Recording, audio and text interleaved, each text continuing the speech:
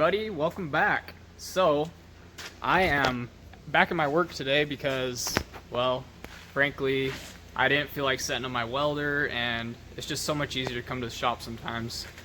And it's a nice night tonight because I don't have a lot going on, and I've had way too much going on lately to be able to I haven't even touched my truck. So I've got a little bit of time tonight, so I'm going to be building some shock tabs for the rear of the truck off the axle perches, I think is what they're called.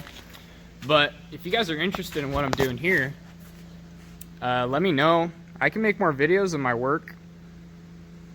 Here, this is just like an awning.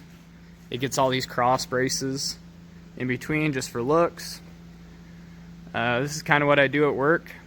So if you guys are interested in that, let me know. I can make more videos. I can do more in-depth stuff like how to build gates, how to do fences, stuff like that. I can go into way more detail. But without further ado, let's jump into this video.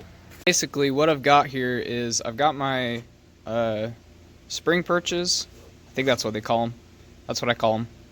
Off of my rear axle. I just pulled these off, and I made these tabs real quick. I actually just made these out of stuff we have at work. This is just some 1.5" by 1/4 flat strap. Drilled a hole in it. Same hole as my shock, obviously. And then I cut these little spacers. My shock mount width, is 1.25 inches. So I just cut these. I made them a little bit bigger. That way I have a little bit of wiggle room. It's like a 1/16, so that way it'll slip in and out nice and easy. So all I gotta do is I'm gonna weld. First I'm gonna grind these down all smooth, get all the crap off of there before I weld it. And then I ground off the mill scale on these because they have a pretty good mill scale. And then just gonna stick those on there, tack them up. And then I'm also gonna box this in, so I'm gonna do a plate on the front, plate on the back. That way there's no issues, I don't have to question if this isn't any fancy metal or nothing. It's just flat strap. So that way I'm not worried about it coming apart, Not that I'm worried about it, but it's always a good idea to box in all your tabs and everything. Makes them super strong. So I'm gonna get to doing that. I'm gonna clean these up, and then I'll catch back up with you guys.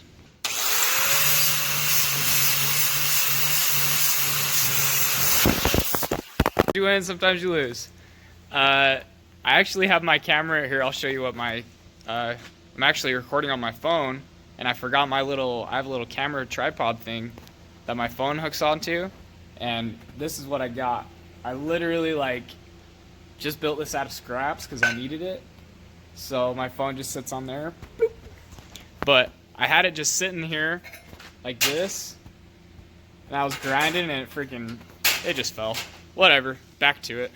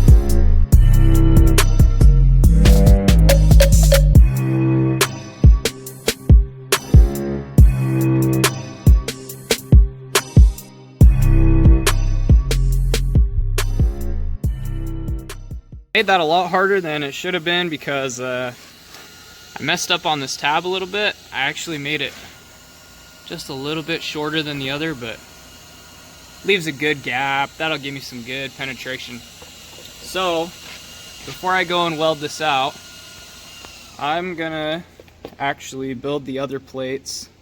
Actually, I'm gonna tack this one together first. Then I'll do the other plates to box it in.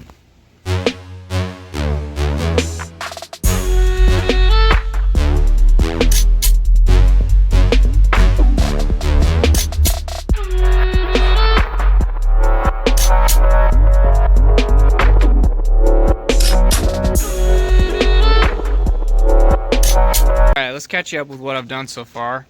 So I've got these all tacked up straight and somewhat square on my perches, and then I cut these plates out so that I can box this in, and I cut them just perfect so that they slide in a little bit if I want to, but I can get that nice outside corner joint. That way it burns in good on both plates when I weld it. So without further ado, I'll get to welding this and then we'll see how it turns out.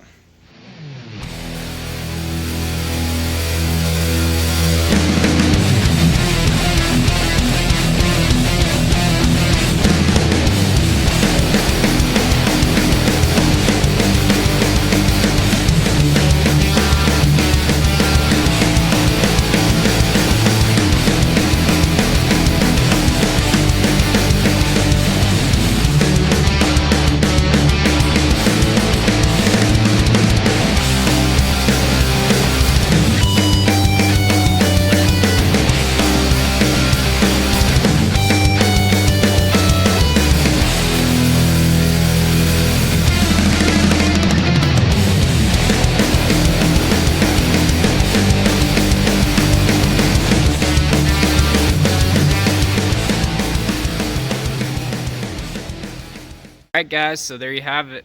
Just some super simple shock mounts. I feel like anybody could really do this if you have a welder and, you know, a little bit of time. One thing I do want to point out that I don't think I talked about is the reason you put this spacer in here is because, and also the reason why you probably noticed me kind of jumping around. I didn't really like weld all the way around. I kind of jumped around, and I jumped over to this one, welded, jumped back over here. The reason why you want to do that, and the reason why you put this in here, the spacer, is because when you weld stuff, it heats up, and when it heats up, it expands, and then when it cools off, it shrinks. So to kind of mitigate warpage and not get as much warpage in your material, that's what I like to do. I like to kind of jump around back and forth. And this spacer is super important because if you don't put that in, and you weld all this stuff up, you go put your shock in and it won't fit because it's warped or twisted or bent or something weird. I've had that happen a lot in work where you build stuff and then it just warps like crazy and it doesn't work out right. So super important. Make sure you watch your heat and make sure you just jump around and, you know, kind of let stuff cool off in between. But I think they turned out pretty decent. Should be good and strong.